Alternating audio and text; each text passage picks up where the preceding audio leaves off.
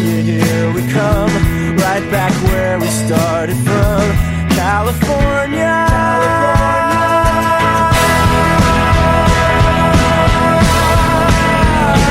here we come.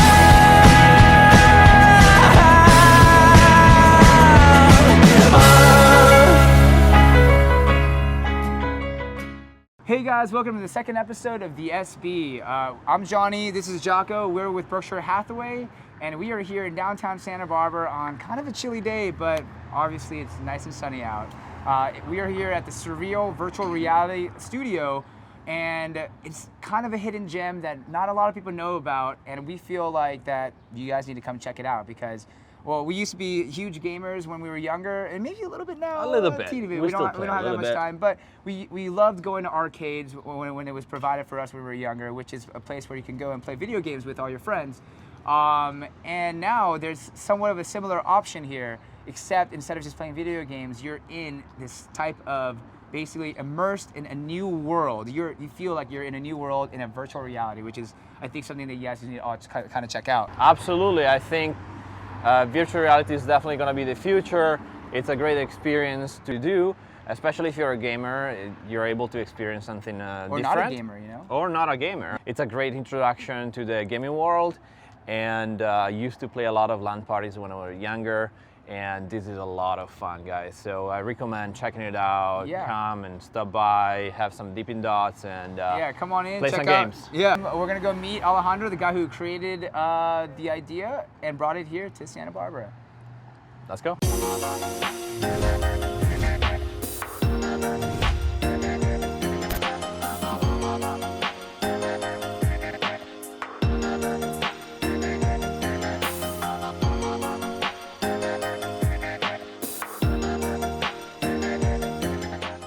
Alejandro, thanks for having us today for our second episode of the SB. And we just want, before we ask the questions, we just want to let you know that I think you already know that we're both kind of gamers at heart. And you know, you guys are a new place, and we were kind of walking around downtown, and we found out about the virtual reality place. But I feel like not a lot of people know about it. And I think it would be a fun thing for people to kind of learn about. Yeah, for sure. Tell us a little bit about what inspired you to open up this place in Santa Barbara. So as Jocko was saying, there's really not a lot of entertainment options in State Street and Santa Barbara in general. Yeah. You know, there's like Zotos and golf and stuff in Ventura for young people to do, but Right. food and drink is just so saturated Yeah. with no entertainment options. And so I, for a long time, even as a student, thought that we needed more recreational things to do, and then as a young professional, wanted to open something to do with gaming. I've always been a gamer myself as well. Nice. And then virtual reality is just kind of a new thing worldwide, but especially in the US is gaining more and more traction as like a hub, again, as a social thing. Right. And we found this spot, you know, downtown State Street. We're literally on State Street, and what a better place to do it. That's true. Yeah. Yeah. So you're a pretty young guy. How did you make all of this happen? I will say I've been very fortunate in my business partner, and the main owner, his name is Ron Whited, who has done business for many years. A friend of a friend of a friend kind of put us together. He is a business owner who's always wanted to, he lives here in Santa Barbara but has business elsewhere, but has wanted to open a business here. And when we were looking at what something like this would look like, quickly he realized that he needed someone who would be able to run the place. So in terms of like getting like a business permit and a license and like payroll, like all these things were new for me and things that I've been learning over time. But especially like getting like the headsets, putting like the computers up, setting up like the internet, making sure that they're all the things that he's never thought about, and making sure that like it all works, calibrating, updating, picking new games, like all that stuff. That's awesome, that's where man. I come in. What kind of games do you guys kind of offer out here? So our categories are broken down into the amount of people that you can play with, the difficulty, and kind of like a general feel. So for example, if you're looking to do, like we have like arcade, adventure, combat, action.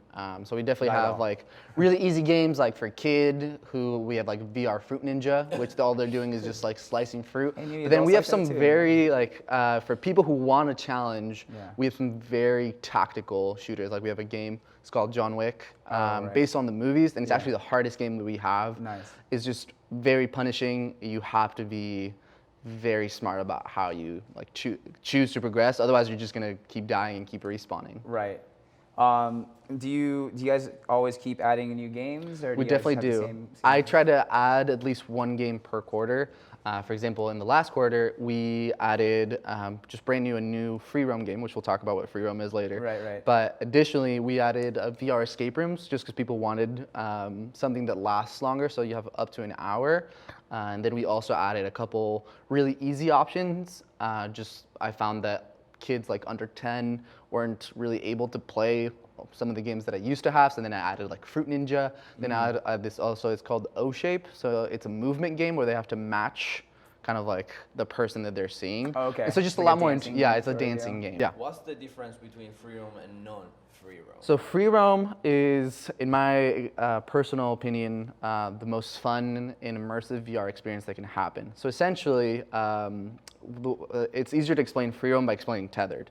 Tethered VR is really common if you ever go to like an arcade place.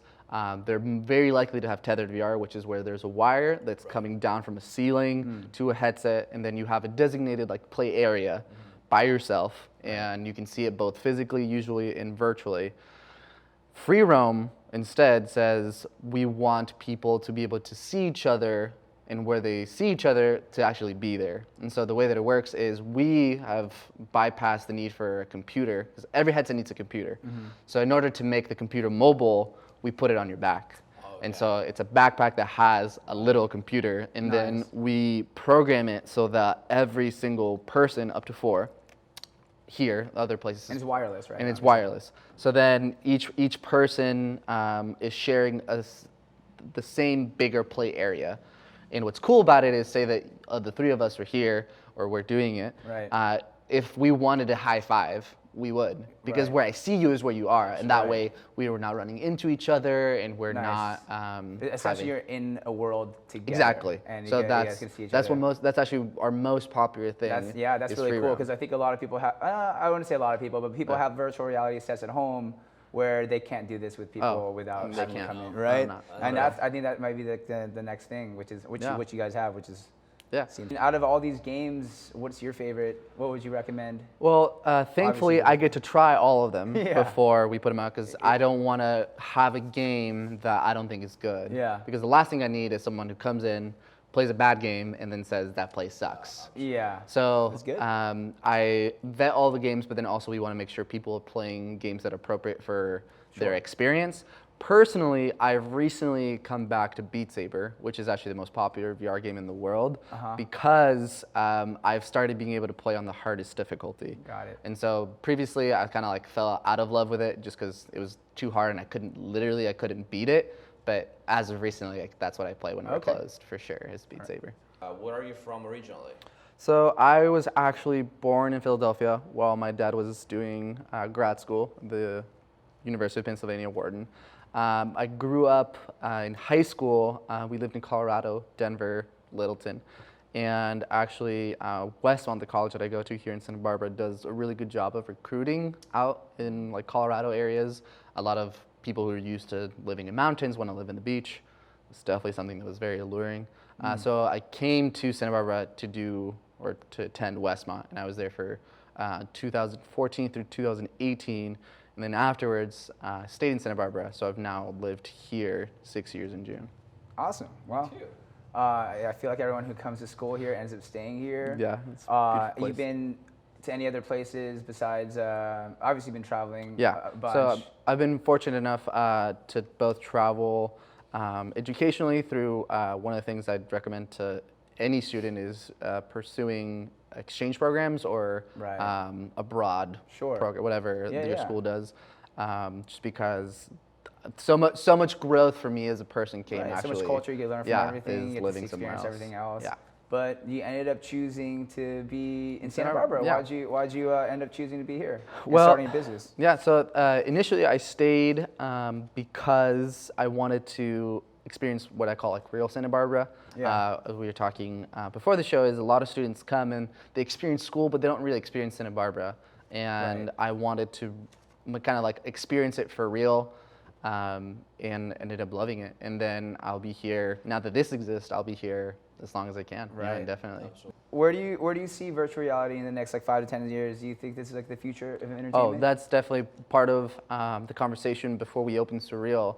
Was looking at another option that I was considering was called like an esports arena or like a LAN center, which is where there's a lot of high-end PCs that people like rent for time. But when we were looking at the growth of virtual reality as an industry and then Yeah. also as like a means of entertainment, there was just no competing with it. And especially, I don't know if you guys are up to date with what's happening in the VR hardware world, where there's actually a really cool marriage of right now happening, like technologically, like software and then like hardware. For example, there's a new headset called the Valve Index, which has like a wrist thing, and so it can tell which of your fingers is moving and at what time. Wow. And then simultaneously, there's a new games that are coming out that are taking advantage of this capability, encoding games so that when you like grab something, you're physically doing this motion. Right. Oh, and motion, so gotcha. In your hand? Can you feel it yet? I haven't tried it myself, so I'm not sure. Right.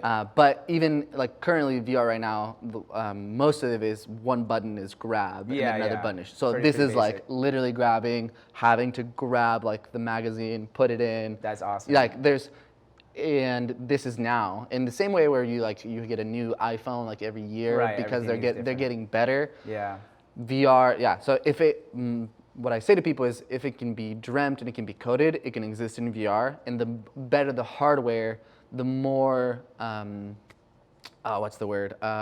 Ambitious a studio can be in developing their Right, game, because yeah. they can definitely make it realistic. Totally. They just need the hardware for it, and that's happening right now. It's So just- in yeah. 5 years, like what it. we're doing, especially with the free roams, like, because a good headset needs a good computer in order to, it'd be having like a pretty car with no engine. Yeah. And so as we're moving forward, there's gonna be headsets that have this capability without a computer. We get a lot of people who, even people who do have VR at home, they're blown away with what these things can like process. They are more expensive, Sure. but if what people had at home was the best option, then that's what we would have. Right. There's a reason we have what we call professional grade VR. Right. Additionally, on top of that, good VR, because the biggest hesitation that I get is people say, will this make me motion sick? I've had over, maybe by this point, 2,000 people come through, and Yeah. I've only had 3 cases of Right. people who had to stop. I'd had anyone like Interesting. throw up or anything like that. Right. But good VR should never make you sick. Gotcha. So yeah, if you guys have a VR set at home and you get motion sickness, you feel, this Try it. place won't do it. Just try it. Just Yeah, try it. just Just come try try it. it. No guarantees though. If you can give a piece of advice to someone that want to live in Santa Barbara or opening a business here, Yeah. what would you say? I would reiterate the importance of finding and establishing a relationship with someone who has things that you don't. For example, if they have know-how, especially like if they see in you like the potential or the possibility of growing into general manager or growing into like a business owner, find someone who's willing to invest their time and their resources into developing you. And in the back end is you promising them that they're not going to invest in you and build you up for you to leave and then do something else. And so like establishing whatever that means. Trust. Yeah, establishing trust, but then also developing that kind of like agreement. So I would definitely encourage anyone who's trying to get into business, but in a similar type of relationship, is saying being willing to take less upfront money for both development, like career-wise, but then also like if it pays off. Right. So Yeah. for example, Totally makes sense. if what you make goes big, have an agreement that at the start you're gonna start off easier, both for like expenses, but then also like Right. because you're gonna be growing and learning, and like every punch, just making sure you don't get punched again. Yeah. By the same thing. Hey, I didn't know that could happen. I didn't think about this. I didn't think Right. about that. And Just keep learning from and your just mistakes. keep learning, keep Yeah. growing. Yeah. And then if it goes big and it pays off, then like that's great for everyone. Yeah. Do you have any upcoming super cool news for the future this year? Any interesting games you're excited about? So there's going to be a new big hit in VR, which is called Half-Life Alyx. It is like one of the biggest games in VR. The company hasn't released what their terms are going to be for a commercial license, but we're definitely excited because we've been waiting for years. Yeah, it will be. Yeah. Awesome. And then additionally onto that, we have a couple of VR escape rooms that are actually made by Ubisoft, which makes most Very popular cool. like Assassin's Creed.